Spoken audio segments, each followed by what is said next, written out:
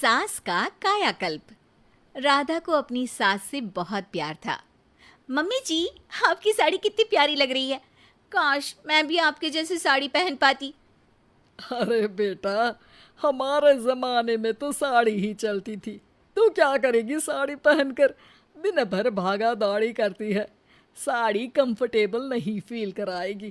तू तो ऐसे ही जचती है बेटा। राधा सास को लेकर घूमने जाती, सैर करती और उनसे खूब बातें किया करती थी। एक दिन, अरे राधा और माँ सुनो, अब हम लोगों को बम्बई चलना पड़ेगा। मेरी नई नौकरी वहीं लगी है। अरे वाह माँ, कितना मजा आएगा ना। अरे नहीं नहीं, मैं नहीं जाऊंगी। बड़ा शहर, बड़े लोग, मेरा दिल नहीं लगेगा। अरे माँ, मैं हूं ना आपके साथ। और सारा परिवार बड़े शहर में शिफ्ट हो जाता है। एक दिन, राधा, तू भी अब नौकरी में जाने लगी है। मैं तो बोर हो जाती हूँ। सोच रही हूँ आसपास की औरतों से दोस्ती कर लूँ। हाँ हाँ माँ, और क्या। यहाँ की औरतें तो किटी पार्टी और बहुत सी फन लविंग एक्टिविटी करती हैं। तो बेटा, दो चार फन लविंग से मुझे भी मिलवा देना। बहू सास के साथ बाहर निकलती है तो देखती है कि सास की उम्र की जो औरतें टहल रही हैं, उनका पहनावा ओढ़ावा सास से बिल्कुल अलग है। लेकिन फिर भी राधा एक औरत को रोकती है। Hello aunty, how are you? Oh great darling. Aunty, हम लोग यहाँ नए शिफ्ट हुए हैं। ये मेरी मम्मी है। क्या ये कल से आप लोगों को ज्वाइन कर सकती हैं? वो औरत सास की तरफ बड़ी ही अजीब नज़रों से देखती है, फिर कहती है, अब ठीक है, कल से भेज देना। सास समझ जाती है कि उस औरत को वो ठीक नहीं लगी, लेकिन फिर भी वो कुछ नहीं बोलती। अगले दिन, अरे माँ, अच्छी सी साड़ी पहनकर तैयार होकर जाइए। आपको आपकी दोस्तों के पास जाना है ना। और नहीं नहीं, मैं सोच रही हूँ घर पर बैठकर टीवी देखूं। वैसे भी रामायण का नया एपिसोड आएगा। नहीं माँ, आप जाओ ना, लोगों से मिलो, बात करो, अच्छा लगेगा। ना चाहते हुए भी सास उन लोगों के पास जाती है, लेकिन सभी सास से बुरा व्यवहार करते हैं। सास मुंह लटकाकर घर आ जाती है। बहू समझ जाती है कि सास को कुछ हुआ है। वो रोज सास को पार्क में भेजती, लेकिन सास रोज मुंह लटकाकर वापस आ जाती। क्या हुआ माँ, आप बाहर जाकर खुश नहीं होती हैं?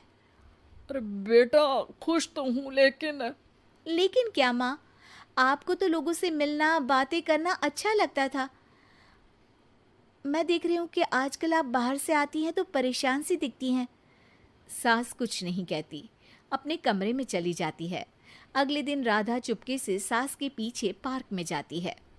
हेलो, कैसे हैं आप लोग? एक औरत मुंह बनाकर साइड हो जाती है। सभी एक दूसरे से बात करती हैं, लेकिन राधा की सास साइड में चुपचाप अकेली बैठी रहती हैं। राधा घर आती है और सास के वापस आने का इंतजार करती है। सास मुंह लटकाकर घर आती है। अरे मम्मी जी, तब से इंतजार कर रही हूँ, जल्दी तैयार हो जाइए, मार्केट जाना है। राधा सास को लेकर बाजार जाती है और उन्हें कुछ मॉडर्न कपड़े दिलाती है। अगले दिन सास उन कपड़ों को पहनकर पार्क में जाती है। Oh my God, you are looking gorgeous.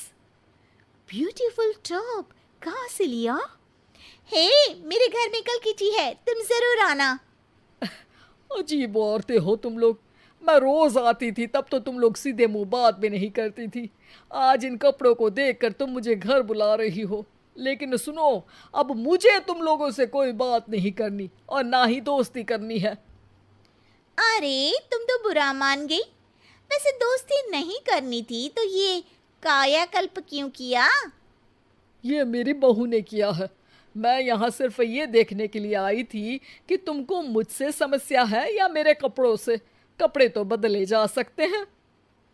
अच्छा चलो, जो भी हो, अब हम लोग तुम्हें अपने साथ रखने को तैयार हैं।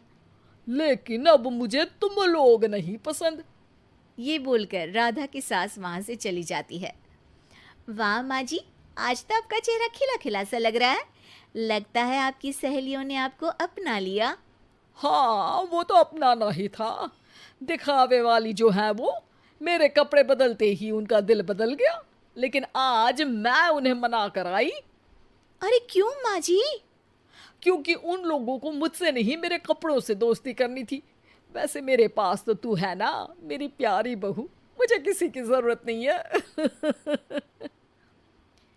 अरे नहीं नहीं माँ जी, आप ऐसा क्यों सोच रही हैं? बेटा ये गलत भी तो नहीं है, जैसा देश वैसा भेष। क्यों? ठीक है ना माँ, अब जब ये हम लोगों का देश है तो क्यों ना हम यहाँ का भेष अपना ले। हाँ हाँ जरूर, मैं तो तैयार हूँ।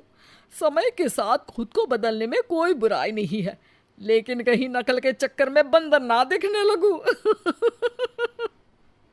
खैर, बहू लग जाती है सास की कायाकल्प